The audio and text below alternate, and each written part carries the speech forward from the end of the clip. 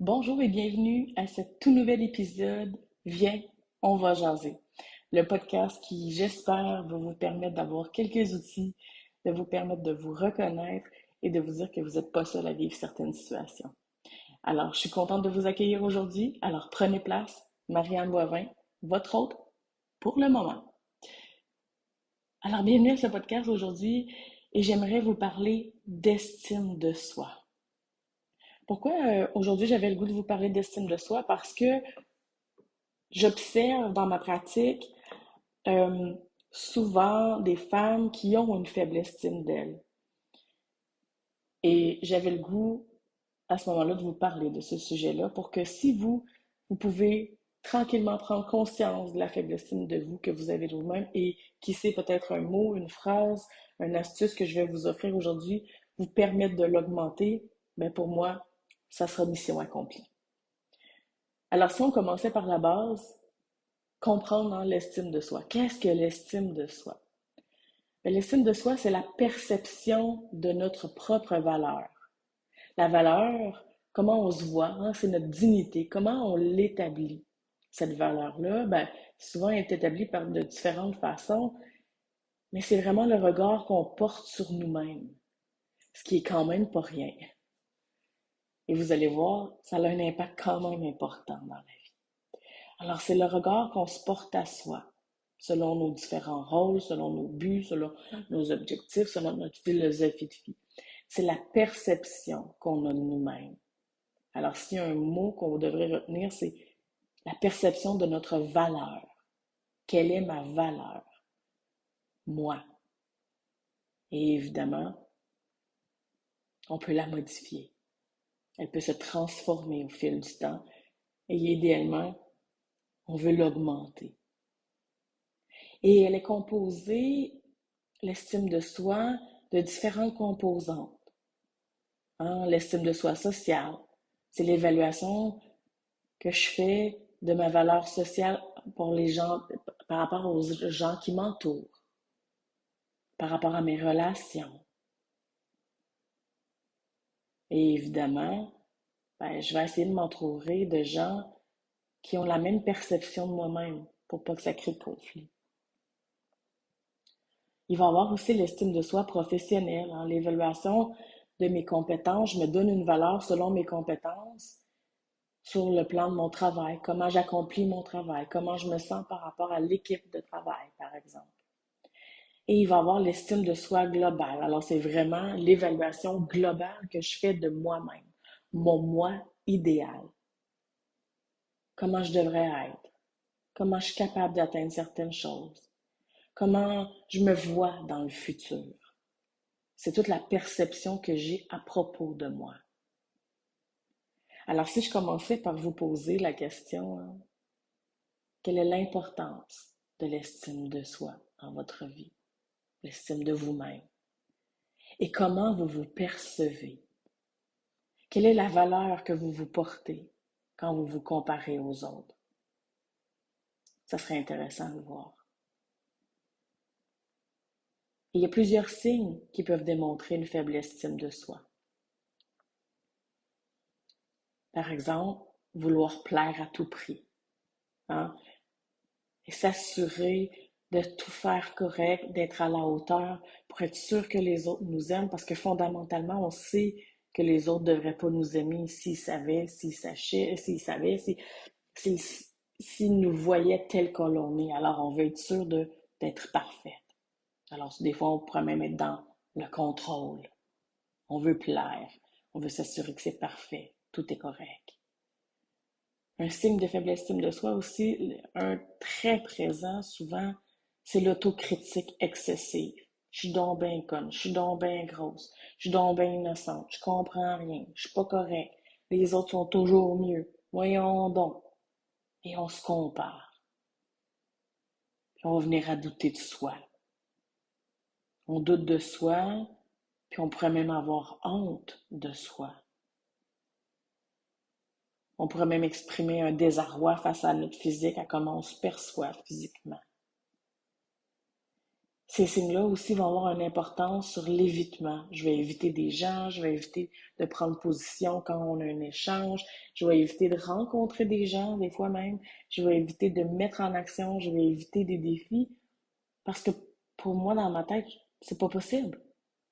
C'est pas possible. J'y arriverai pas, je suis pas à la hauteur de ça. Et l'estime de soi, ça se construit au fil du temps. Mais ça a commencé dès le plus jeune âge. Tout juste à l'enfance, l'influence familiale est hyper importante dans la façon que je vais me percevoir. Dans les expériences, les relations avec mes parents, avec mes frères et sœurs, les professeurs, les amis vont avoir une importance vraiment capitale dans la façon que je vais me percevoir. Hein, si mon parent m'a toujours dit, on sait bien, toi, t'es pas capable, t'es capable de rien faire, ou comment ça que t'es pas bonne comme ton frère? C'est sûr qu'on ne se construit pas une estime de soi forte là, dans ce temps-là. Ou du moins, en tout cas, ça nous affecte jusqu'à temps qu'on en prenne conscience. Puis il va y avoir aussi, bien sûr, les styles d'attachement, comment on s'attache aux gens, ça va avoir un impact sur la perception aussi qu'on a de nous-mêmes. Hein, l'autre va toujours être mieux, nous moins. Bien sûr, dans un autre épisode, ça va me faire plaisir d'aborder les styles d'attachement avec vous.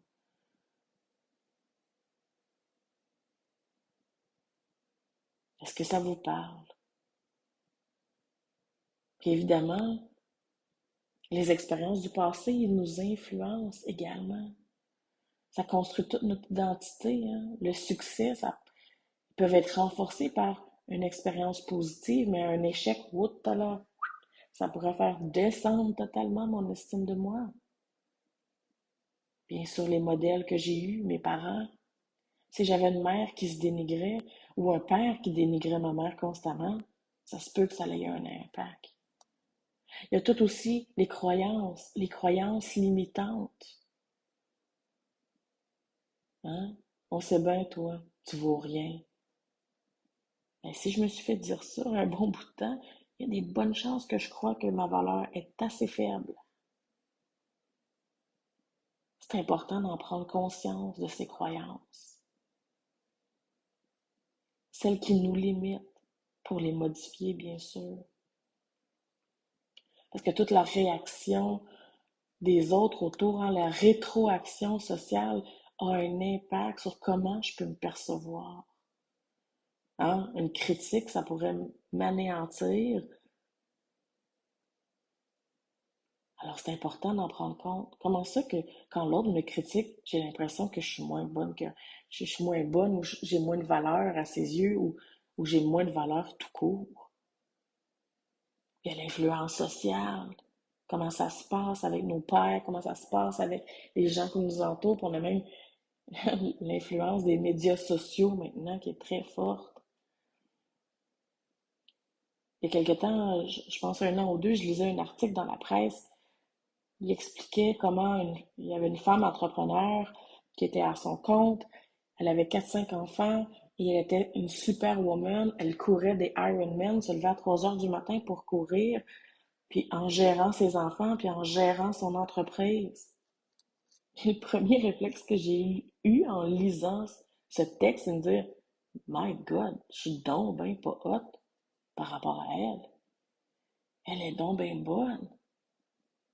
Pourtant, ça m'enlève rien là, qu'elle court des Ironman, puis qu'elle élève 5 enfants, qu'elle ait une business.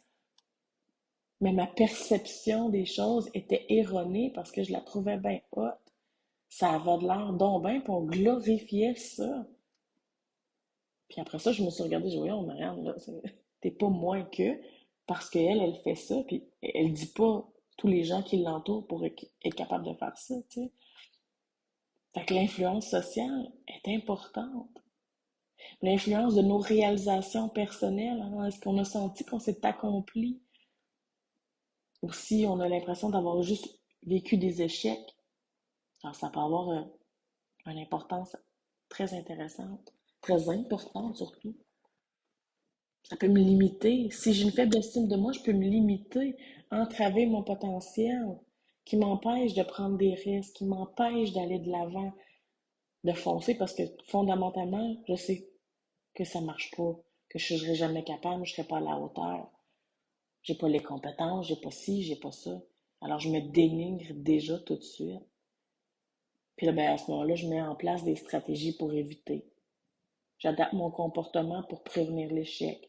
Je recherche plus la sécurité plutôt que à vouloir dépasser mes barrières puis aller pousser mes limites encore plus loin. Puis là, ben, ça peut avoir des conséquences, une faible estime de soi, sur le stress, l'anxiété, l'appréhension. C'est pas rien. Parce que j'ai l'impression que mon discours interne va être intéressant, puis qu'est-ce que les autres vont penser de moi? Aïe, aïe, aïe. Ça peut avoir des conséquences aussi sur les émotions. Hein? J'ai de la difficulté à l'identifier, à les ressentir, à les exprimer. Je suis souvent dans la honte, par exemple, dans la culpabilité. C'est des signes qu'il se passe quelque chose à l'intérieur de moi. Il y a un besoin qui n'est pas répondu. Alors c'est important d'aller explorer tout ça. Puis une belle équation qui est forte de sens, je trouve, c'est quand on additionne hein, l'estime de soi, la valeur que je me porte, à la confiance en soi qui est les capacités que j'ai, ça l'égale l'affirmation de soi, l'affirmation de ses valeurs et de ses croyances. Alors plus je travaille à augmenter mon estime de moi, la valeur que je me porte, avec la confiance en soi, des capacités de mettre de l'avant, d'essayer des choses, de réussir, automatiquement, l'affirmation de soi va venir parce que je vais mettre mes limites. Je vais délimiter ce qui me convient, ce qui ne me convient plus. Je vais apprendre à dire non. Avez-vous de la misère à dire non? Alors maintenant, c'est peut-être une bonne façon d'apprendre à dire non, à mettre des limites et surtout à les faire respecter. Alors c'est important. Tantôt, je vous parlais des croyances aussi limitantes qui ont été générées par nos parents, par notre éducation, par la religion, par notre entourage, puis bien sûr par nous. Ces croyances-là ont un incidence sur nos pensées. C'est comme le fondement de nos pensées. Puis bien sûr, ça va relier avec nos émotions puis notre comportement. Quelles sont les croyances limitantes que vous avez? Identifiez-la et mettez un frein à ça. Hein, si vous dites, je suis pas assez bien, les autres sont toujours mieux que moi, je mérite pas le bonheur, je suis égoïste de penser à moi, je peux pas réussir, je suis responsable du bonheur des autres, je suis trop vieille, personne ne me porte d'attention, j'en vaux pas la peine, je suis conne. Là, on peut embarquer dans toutes les phrases dégradantes aussi. Est-ce que vous vous dites ça au quotidien? Prenez conscience de votre discours interne pour pouvoir le modifier et enfin reconnaître votre valeur. C'est important. C'est important de se responsabiliser, de prendre conscience, c'est quoi votre sac de caca? Moi, j'appelle ça le sac de caca. Hein, le sac contraint de tout ce qu'on nous a fait croire, de tout ce qu'on nous a dit, de tout ce qu'on porte. Puis de regarder ce sac-là, puis d'enlever les petites boules, puis de dire, OK, ça me convient, ça me convient plus, ça fonctionne pas. Qu'est-ce que je garde plus pour être capable d'avancer, d'arrêter de me limiter, d'arrêter de croire que je suis pas à la hauteur, que je suis pas bonne, que je suis pas belle, que je mérite pas le bonheur, par exemple. Et là, transformer tout ça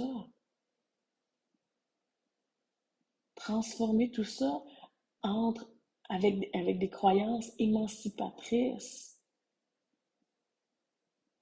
Alors prenez conscience, soyez consciente de vos émotions, de vos perceptions, de vos pensées, de vos croyances.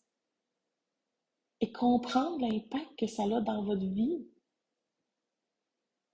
Et là, un coup, vous avez compris ça, pratiquez l'autocompassion, pratiquez la bienveillance envers vous-même, soyez indulgente. Accepteriez-vous de dire à un ami tout le discours interne que vous vous dites? Hein? Je suis grosse, je suis conne, je suis vraiment moins que rien. Diriez-vous à ça, à votre meilleur ami? Mais c'est sûr que non. Mais pourquoi vous vous le dites à vous? Alors modifiez vos pensées. Ça va avoir un impact automatiquement sur la façon que vous vous sentez puis votre comportement. Parlez-vous avec respect. Définissez vos besoins. Non, à chaque matin, vous pourriez vous lever et vous demander comment je vais ce matin. Comment je vais? Prenez conscience de vous, comment vous êtes, et de quoi j'aurais besoin. Et offrez-vous-le. C'est ça, être bienveillant envers soi, être connecté à soi pour se reconnaître. Répondez à vos besoins. Mettez vos limites. Apprenez à dire non. Ça vous tente pas, ça vous plaît pas, c'est non. Ou ça peut être oui, mais à une condition. Je vais aller t'aider, mais dans 2 jours. Aujourd'hui, c'est pas possible. Parfait. Définissez les comportements des autres que vous aimez pas et que vous voulez plus accepter et faites-les respecter, s'il vous plaît. C'est important. Et plus vous allez vous respecter, plus les autres vont vous respecter. Et ça va avoir un impact sur la façon dont vous allez vous percevoir. Automatiquement, c'est important, très important. Vous pourriez aussi, hein, je vous donne d'autres astuces pour augmenter cette estime de soi, c'est planifier une plage horaire pour faire ce que vous aimez, ce qui vous plaît, vous accorder de l'importance. Vous écrire des post-it gentils, constructifs, les mettre partout dans la maison, à votre bureau, peu importe. Ça peut être des petits trucs qui pourraient être très bien pour vous permettre justement de vous sentir encore mieux par rapport à vous.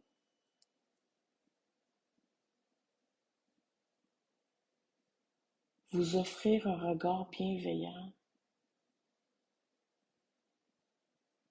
tout doucement. Cessez la critique. Acceptez vos émotions aussi. Elles sont là pour vous dire quelque chose. C'est important, vous reconnaître. Faire du ménage dans vos relations. Hein? Valider qu'est-ce que cette personne-là vous apporte. Puis si elle ne vous respecte pas, pensez à mettre un terme à cette relation-là. C'est peut-être pas nécessaire. C'est aussi une astuce. Entourez-vous de gens qui vous respectent, qui vous apprécient tel que vous êtes. Vous pourriez aussi pratiquer des mantras, vous dire certaines phrases, parce que plus vous l'entrez en vous, plus vous le percevez, même si vous ne le ressentez pas au début, le cerveau ne fait pas la différence entre les deux. Alors tranquillement, il va finir par croire que vous avez une valeur. Puis vous pourriez aller dans la pratique de l'Ho'oponopono, hein, de se dire désolé, pardon, merci.